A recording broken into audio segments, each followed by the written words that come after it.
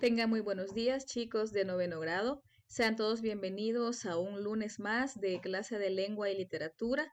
Estamos ya comenzando la novena semana de clases y actividades del tercer periodo y ya estamos por finalizarlo también. Quiero felicitarles por su trabajo realizado en las actividades de la asignatura, que ya prácticamente la semana pasada terminamos con las actividades del periodo número 3, pero todavía nos falta el examen de periodo, así que les invito a seguir estudiando con dedicación, a seguir preparándose para que sus resultados sean muy buenos. Muchísimas gracias por estar de manera puntual en esta clase, por estar conectados ya y listos para aprender cosas nuevas. El día de hoy vamos a comenzar con la reflexión y nos dice, siempre hay una solución para cada problema, una sonrisa para cada lágrima y un abrazo para cada tristeza. Si ustedes se fijan, acá tenemos una especie de paralelismo en la cual nos va dando a entender que para cada problema o para cada situación que la vida nos presenta, siempre hay una solución. En este contexto voy a mencionar una ciencia que es muy importante y que es la lógica. En este caso, ustedes ya probablemente han escuchado en el ámbito de las matemáticas, en la clase de matemática ya se les ha mencionado mucho la parte del razonamiento lógico para la resolución de problemas, ya que la lógica nos ayuda a resolver los problemas que se nos van presentando de una manera ordenada, de una manera organizada y de una manera adecuada para buscar una solución efectiva y que obviamente nos para poderlo resolver de manera adecuada. En esto también es importante que sepamos que no solamente la lógica nos sirve en el área matemática, sino que también en todas las áreas de nuestra vida. La lógica juega un papel muy importante y por esta razón yo también el día de hoy les invito a practicar ejercicios, actividades, juegos, dinámicas que nos ayuden para poder ir desarrollando este tipo de pensamiento que es muy importante y que es muy útil en la vida cotidiana. Vamos también el día de hoy a pasar ya a la parte de la asignatura donde vamos a ver las figuras literarias que corresponden a la unidad número 6. ¿Cuáles son esas figuras? Hoy nos toca ver la anáfora y la epífora, que son figuras literarias de repetición y que son bastante sencillas de identificar. Probablemente ustedes ya estudiaron en años anteriores esta figura literaria o estas figuras literarias y vamos a ver también la silepsis y el epifonema, que también son figuras muy fáciles de identificar, así que va a ser un tema muy entretenido. Vamos a ver las definiciones, luego vamos a ir viendo también ejemplos de cada uno y al final vamos a hacer ejercicios de aplicación, obviamente en el que ustedes van a tener que ayudarme a identificar las figuras que yo les voy a señalar. Así que les invito desde ya a participar en este tipo de actividades interactivas que a veces nos da un poco de temor el pensar que nos podemos equivocar, pero no se preocupen, la idea es que pongamos en práctica lo aprendido y que si nos equivocamos aquí, pues que tengamos una retroalimentación y que podamos corregir este tipo de errores y no cometerlos después en las actividades que nos vienen a evaluar también en el caso del examen de periodo. Así que les agradezco por estar conectados ya. Recuerden que al final siempre hay un espacio para preguntas y respuestas. Si a alguien le queda alguna duda sobre lo que vamos a ver el día de hoy o sobre lo que sintonizan en la franja del canal 10, pues también habrá un espacio para eso. Y si no hay preguntas y todo está claro, pues también me lo hacen saber para yo quedar tranquila que todo el contenido ha sido comprendido de manera exitosa. Así que gracias por estar conmigo un día más y vamos a poner muchísima atención al tema de hoy. Figuras literarias de la unidad número 6. En este contenido vamos a desarrollar 4 nuevas figuras literarias, las cuales son anáfora, epífora, silepsis y epifonema. Es probable que algunas de estas figuras literarias ya hayan sido estudiadas en años anteriores, probablemente en octavo o en séptimo, así que si hay alguien que recuerde que ya estudió alguna de estas, escríbala en el chat para saber cuáles de estas ustedes ya tienen un conocimiento previo. Si no recuerdan alguna de ellas o ya se les olvidó o definitivamente no la han estudiado antes, no se preocupen porque en este contenido vamos a darnos cuenta de las definiciones y vamos a ir viendo algunos ejemplos que nos harán quedar muchísimo más clara la definición y obviamente trascender a la parte de la práctica. Recuerden en este caso, como siempre les digo, que no es lo más importante el memorizar o el aprendernos en qué consiste la figura, sino que lo más importante en este caso es identificarlas en diversos textos. Pueden ser textos líricos, pueden ser textos dramáticos, pueden ser textos narrativos, independientemente del género literario, las figuras literarias siempre están presentes. Así que vamos a comenzar con la primera figura que está para el contenido de hoy y esta es la anáfora. Estoy segura que de la anáfora la mayoría tiene ya una idea previa o un conocimiento previo. La definición de esta figura nos dice que consiste en la repetición de palabras al principio de cada verso o de las oraciones en la prosa, ya sea de forma continua o discontinua. En este caso es bien fácil de identificar. La anáfora es una figura literaria de posición. Quiere decir que nosotros la vamos a identificar cuando las mismas palabras estén en cierta posición específica. En este caso, cuando el texto está escrito en verso y que es la mayoría de veces que coincide que la anáfora se encuentra en textos en verso, se da cuando se repite la misma palabra o la misma frase al inicio de dos o más versos consecutivos. Voy a leer el ejemplo. Érase un hombre a una nariz pegado, érase una nariz superlativa, érase una nariz sayón y escriba, érase un peje espada muy barbado. Este es un fragmento de Francisco de Quevedo. Si ustedes observan acá en lo que les he colocado con color azulito, es precisamente donde nosotros identificamos la anáfora, porque se ha dado la repetición, en este caso de la misma palabra, en este caso es un verbo, al inicio de 4 versos consecutivos.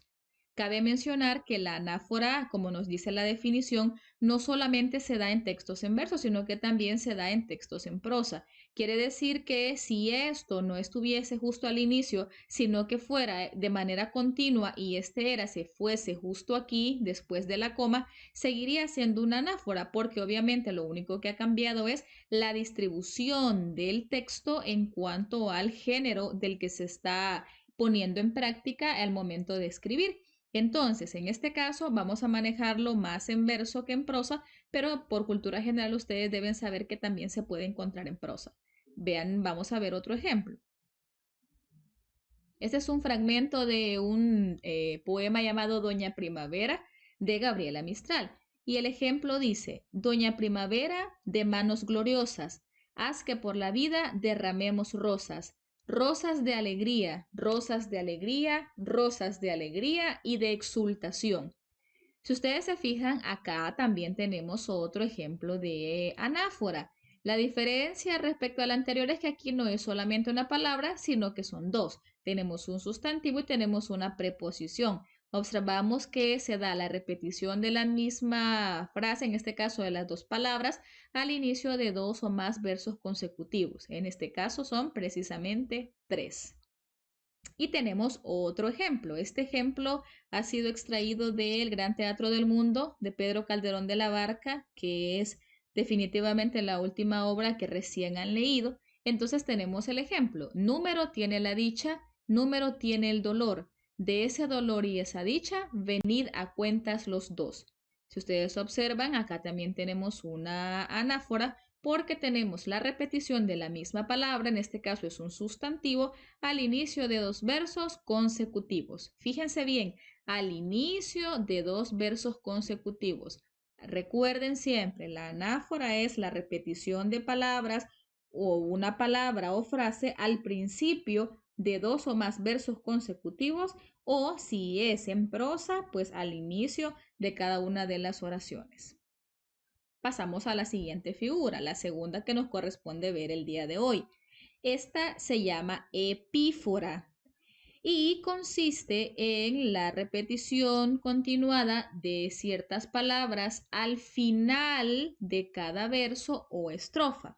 Se le considera una figura literaria contraria a la anáfora y posee poder evocador y actúa a manera de eco.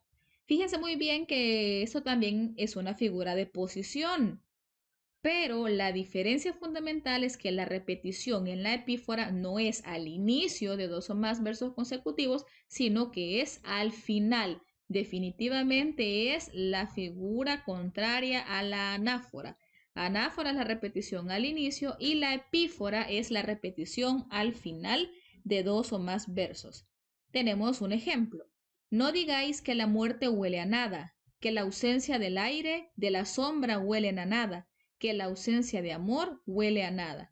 Si ustedes observan, acá tenemos en color también azul, huele a nada, huele a nada y huele a nada. Ahora, aquí hay una diferencia y alguien que es bastante observador podría darse cuenta en la conjugación del verbo, que no está en singular, sino que está en plural. Sin embargo, en este caso no hace mayor diferencia o no nos va a destruir la epífora el que en este verbo esté una N de más, o sea que esté en plural, porque al final se mantiene la sonoridad o se mantiene la similitud en cuanto a la frase. En este caso es huele a nada, en este caso es huelen a nada y en la última huele a nada. Entonces acá esta diferencia mínima a veces puede ser una preposición, una conjunción, un signo de puntuación, pero si la base o si es bastante similar en cuanto al sonido al momento de decirlo, pues no hay ningún problema, sigue siendo epífora.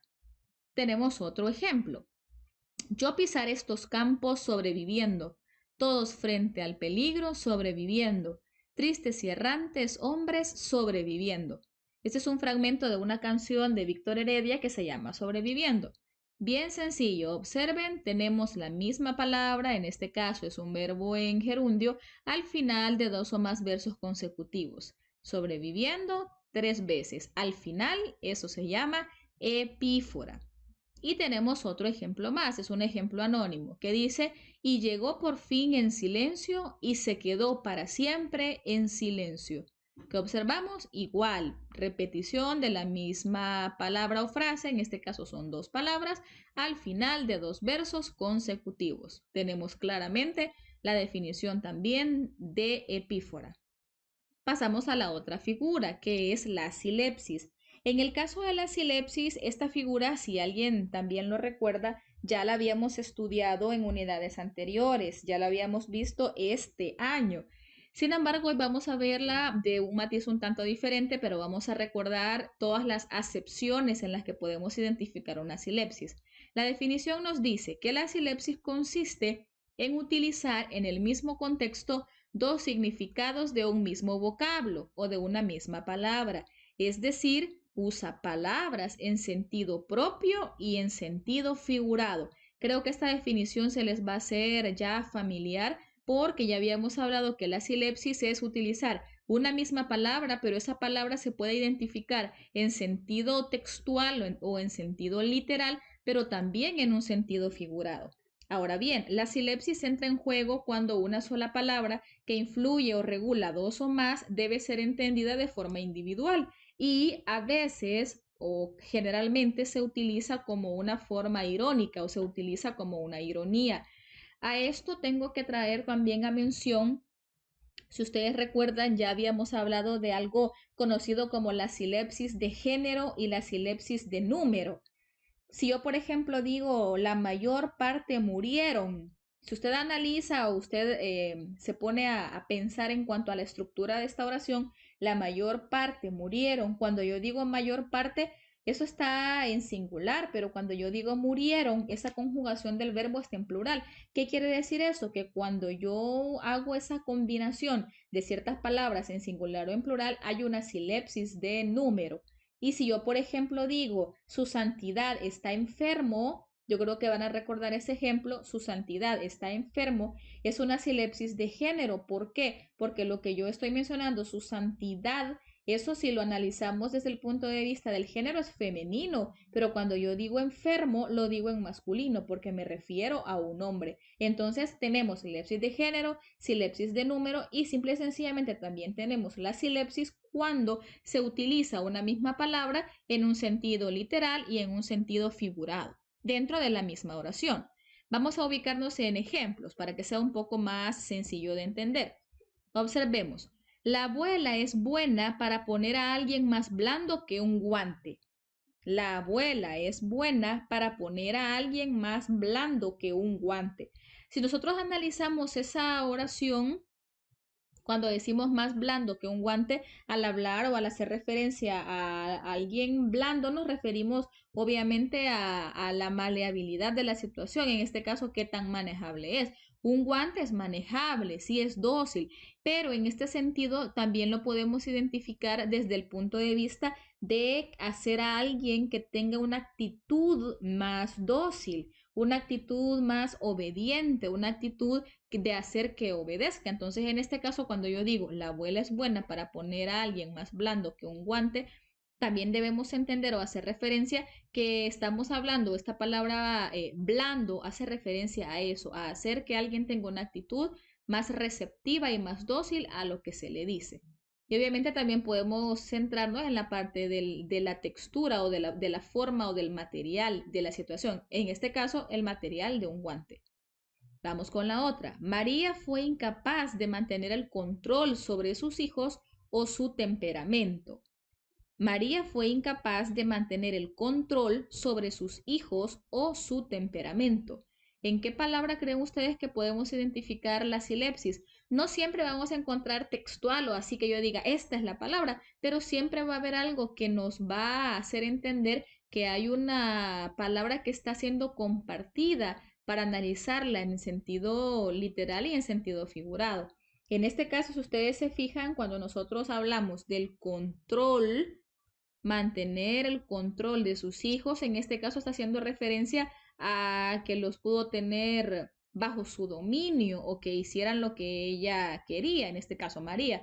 Pero también podemos decir o hablar del control del temperamento en cuanto a su forma de ser, en cuanto a su actitud. Entonces podemos analizarla en cuanto a la parte textual y en cuanto a la parte también ya un poco más de sentido figurado, que no pudo o que no fue capaz de hacer que sus hijos obedecieran y simple y sencillamente se le salieron del huacal, como lo decimos en buen salvadoreño, y cada quien hace lo que se le da la gana. Veamos el otro. Se puso más rojo que una manzana.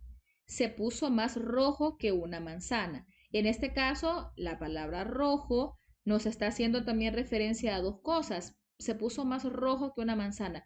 Podemos analizarlo desde la perspectiva literal del color, ¿sí? Que alguien se puso rojo, literalmente su rostro se puso rojo, pero luego también tenemos que analizar por qué. Entonces aquí nos vamos a la parte ya del sentido figurado, por nervios, por presión, por preocupación, por calor, dependiendo del contexto. Entonces acá es cuestión de saber nada más y nada menos que la silepsis nos ayuda a que en el contexto o en la misma frase utilizamos palabras o una palabra que se puede analizar o que nos ayuda a entender el texto desde los dos sentidos, desde el sentido textual y desde el sentido figurado. No siempre vamos a utilizar los dos, a veces puede ser solo uno, pero depende de la intención comunicativa del hablante, de lo que yo quiera dar a entender o en el caso de ser yo el receptor, de lo que la otra persona me quiera decir. Y vamos a la última figura que nos toca ver el día de hoy, que se llama epifonema. Epifonema. Si se fijan, esta palabra no lleva tilde porque a veces nos confundimos. Cuando yo digo epífora, epífora sí lleva tilde porque es una palabra esdrújula, pero en el caso de epifonema es una palabra grave y no se tilda porque termina en vocal. Así que ojo ahí con la parte de ortografía también. La definición de epifonema nos dice que es una figura que funciona como una síntesis o moraleja que se hace al final de una frase o texto mediante una exclamación, muchas veces con tono de lamento. ¿Qué quiere decir esto? Que el epifonema lo vamos a encontrar al final de una frase o de un texto y casi siempre o generalmente es una frase o una oración exclamativa que simple y sencillamente lo que hace es retomar o resumir o ahondar en ciertas cosas de todo lo que ya se dijo antes. Es como una conclusión, es como un cierre. Casi siempre es en tono de lamento, pero no siempre es así. Puede ser un tono nada más expositivo, un tono descriptivo, un tono lamentativo, un tono de sorpresa. Tenemos acá un ejemplo de Lupercio Bartolomé de Argensola que dice, porque ese cielo que todos vemos ni es cielo ni es azul. Lástima grande que no sea verdad tanta belleza. Acá estos signos nos dan a nosotros la pauta también para saber que aquí está el epifonema, está al final. Lo primero que hace aquí el autor es decir o describir que el cielo que vemos, que no es ni cielo ni es azul. Entonces es como una parte de desengaño, ¿sí? De hacernos entender o de pensar esto no es real. Entonces acá al final lo que está haciendo es diciendo o lamentando que pues qué mal que no sea cierto toda esa belleza que observamos. Entonces, ¿qué pasa? El epifonema está acá, justo al final, en la exclamación. ¿Hay una extensión específica para esto? La respuesta es no. A veces puede ser un verso, pueden ser dos, y también lo podemos encontrar en textos que no estén en verso, sino que en prosa. Tenemos otro ejemplo. ¿A quién mirar no le asombra ser esta vida una flor que nazca con el albor y fallezca con la sombra? Pues si tan breve se nombra, de nuestra vida gocemos el rato que la tenemos. Dios a nuestro bien te hagamos. Comamos hoy y bebamos, que mañana moriremos. Si ustedes observan acá, lo primero que está haciendo es como una síntesis o diciendo, en este caso, que nuestra vida es breve, que probablemente hoy estamos y mañana ya no. Entonces que lo que tenemos que hacer es disfrutar de nuestra vida y que Dios tiene que ser nuestro vientre, nuestro estómago, lo que comemos. Entonces, ¿qué sucede? Que aquí al final hay una especie de resumen o una especie de cierre, pero que está retomando lo que ya se dijo en los versos anteriores. En este caso, Pedro Calderón de la Barca termina con esta exclamación: comamos hoy y bebamos, que mañana moriremos. Entonces acá está el epifonema. Es cuando decimos, bueno, voy a hacerlo ya de todas maneras porque capaz que mañana no estoy. O como dicen los abuelos, lo comido es lo seguro. Entonces, ¿qué pasa? Que en este caso se está dando el epifonema no como un lamento. Si se fijan, esto no es un lamento, acá es más como una exhortación, es más como decirnos que hagamos algo, pero el argumento o la justificación de esto, pues ya se explicó un poco más en los versos anteriores. Entonces, esa es la finalidad o ese es el objetivo del epifonema. Entonces, haciendo un recordatorio o un repaso antes de pasar a la parte de los ejercicios, que también es bastante importante hacerlos, porque no solo es cuestión de explicarles yo las figuras, sino que también que las sepamos identificar. Recapitulando, la primera figura que vimos hoy fue la anáfora. La anáfora es una figura de posición que consiste en la repetición de la misma palabra o frase al inicio de dos o más versos consecutivos.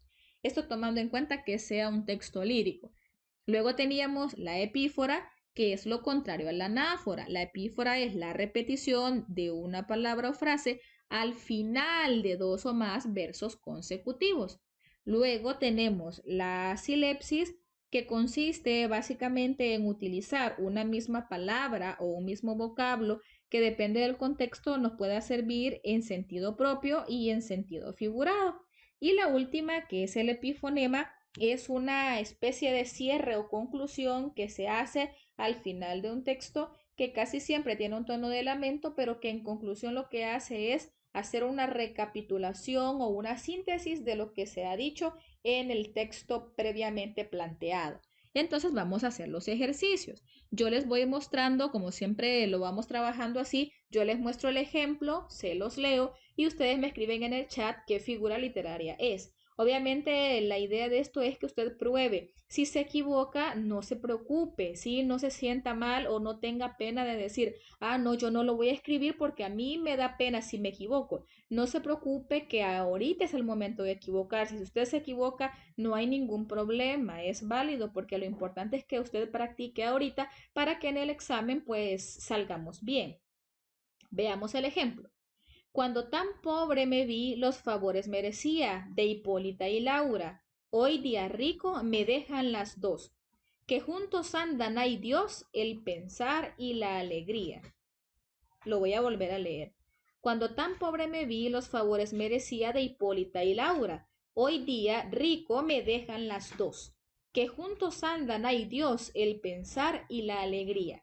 Veamos, analice y escriba qué figura literaria es de las cuatro que hemos visto. Hay unas que definitivamente las tiene que descartar. Si vamos en el orden que la vimos, ¿será que hay una anáfora? ¿Será que hay una epífora? ¿Será que hay una silepsis? ¿O será que hay un epifonema? Veamos qué es. Por cierto, este es un ejemplo de Pedro Calderón de la Barca también, que lo hemos estado estudiando en estas últimas clases.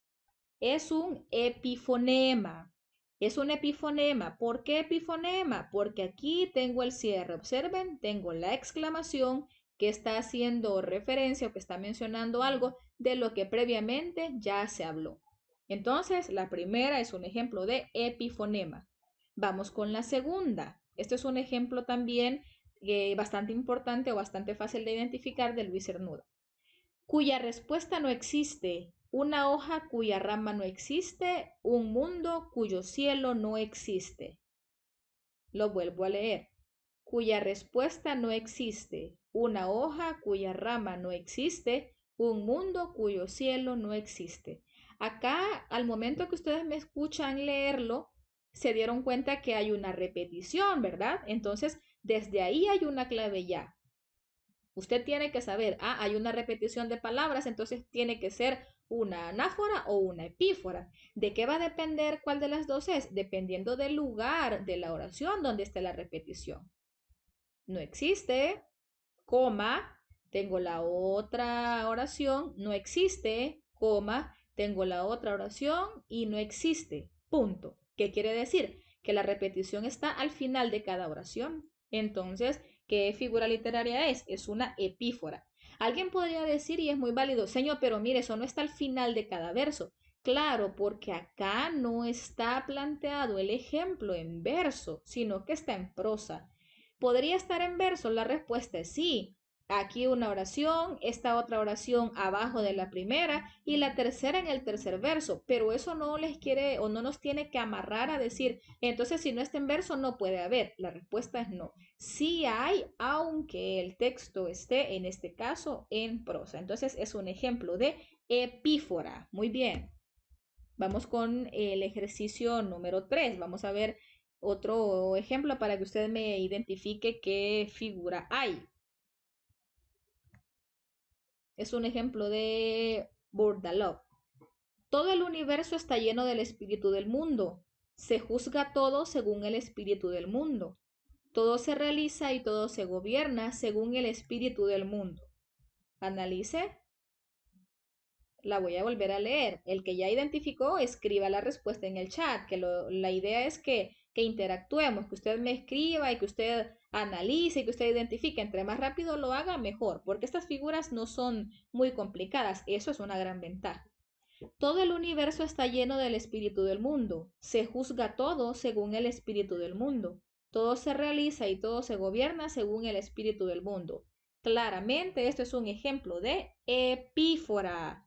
¿Por qué epífora? Observen, espíritu del mundo. Acá tengo del espíritu del mundo, el espíritu del mundo, el espíritu del mundo. Entonces, ¿qué quiere decir? Que en este caso tengo un sintagma nominal que me está dando la pauta al ver la repetición. Solo es que hay que fijarse dónde está la repetición y listo. Este es un ejemplo de epífora.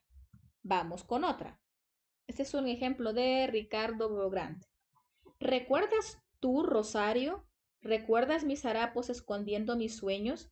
¿Recuerdas mi juguete de niño pobre? ¿Mi estómago vacío y mi rostro destruido? Acá hay otra figura claramente, podemos identificarla como interrogación retórica también, pero como estamos viendo las cuatro que son el eje de nuestro tema hoy, vamos a identificar de las cuatro cuál es la que está aquí. ¿Recuerdas tú, Rosario? ¿Recuerdas mis harapos escondiendo mis sueños? ¿Recuerdas mi juguete de niño pobre, mi estómago vacío y mi rostro destruido? Escuchamos 3 veces la misma palabra. Entonces acá está todavía más fácil que las anteriores porque acá están en verso. ¿Qué figura literaria hay en el ejemplo número 4? Es una anáfora. Exactamente, es una anáfora. Vamos con el ejercicio número 5. Vamos a pasar al siguiente. ¿Cuántos ejercicios son o cuántos ejemplos? Son 7 los que les traigo. Así que ya casi vamos terminando. Lo están haciendo bastante bien. Observemos. Este es un ejemplo anónimo. La recuerdo en el sueño mientras reía. Sus ojos odiaban, pero ella reía y reía. La recuerdo en el sueño mientras reía. Sus ojos odiaban, pero ella reía y reía. Se da la repetición de esto, ¿verdad? Acá hay otra figura que todavía no vamos a meternos a estudiar, pero con estas puedo hacer aquí, ¿ve? La relación. Porque aquí tengo la primera oración, la recuerdo en el sueño mientras reía, y acá en este caso no está en verso, sino que está en prosa, pero dice, sus ojos odiaban, pero ella reía y reía. Entonces, ¿qué figura literaria tenemos en el ejercicio 5? Epífora, exactamente, epífora. Repetición de la misma palabra al final de dos versos consecutivos. En este caso no son versos, son unidades oracionales, pero hasta el final de la oración. Vamos con la siguiente, con el ejercicio número 6, que ya vamos a ir concluyendo la clase. Es un ejemplo de Ricardo Bográn también. Yo estaba con ellos, salí de ellos con mis pies descalzos. Fácil, ¿verdad? Esto es cuestión de 3 segundos, ya están las respuestas. Veamos. Yo estaba con ellos, salí de ellos con mis pies descalzos. Ellos, ellos. Repetición de la misma palabra al final de dos versos consecutivos. Acá sí está en verso. Entonces, ¿qué figura literaria es la 6? Es una epífora. Exactamente, es una epífora. Y la última, José perdió las llaves del coche y la calma. José perdió las llaves del coche y la calma. Si no hay una repetición, si no escuchan que se repite la misma palabra o frase en diversos lugares de la estrofa o del párrafo, entonces tenemos que descartar la anáfora y la epífora. Acá solo pudiese haber silepsis o epifonema. Pero recuerden que dijimos que el epifonema es la repetición, o mejor dicho, es el cierre o la conclusión o el lamento al final de algo que ya se dijo previamente. Y aquí solo tengo una oración. Entonces, ¿qué figura literaria tenemos en José perdió las llaves del coche y la calma? Silepsis, exactamente, es una silepsis. ¿Por qué? Porque en este caso estoy hablando de perder. ¿Qué perdió José? Perdió las llaves del coche, pero ese hecho literal o ese hecho textual de perder algo, lo hizo a perder algo ya más en el sentido figurado. Perdió la calma, entró en desesperación, se frustró, perdió el control. Entonces, en este caso, cuando yo digo perder, tenemos que analizar también, perdió las llaves, perdió la calma. Entonces, acá podríamos decirlo o incluso se puede tomar como una parte irónica dependiendo del contexto en el que se diga, la forma en la que se diga, a quién se le diga, por qué se le diga. Entonces, el ejemplo número 7 es un ejemplo de silepsis. Definitivamente que lo han hecho muy bien. Si se fijan, las figuras de hoy están bastante fáciles. Yo realmente espero que no se les olvide las definiciones, pero más que las definiciones, la práctica, porque es muy importante y de hecho el otro año en primero vamos a volver a ver algunas de estas figuras, pero ya es necesario que usted ya lleve en mente y que estas figuras que son bien sencillas o que son esenciales también porque son bastante comunes de encontrar en diversos textos. Así que por el día de hoy hemos terminado en cuanto a la teoría.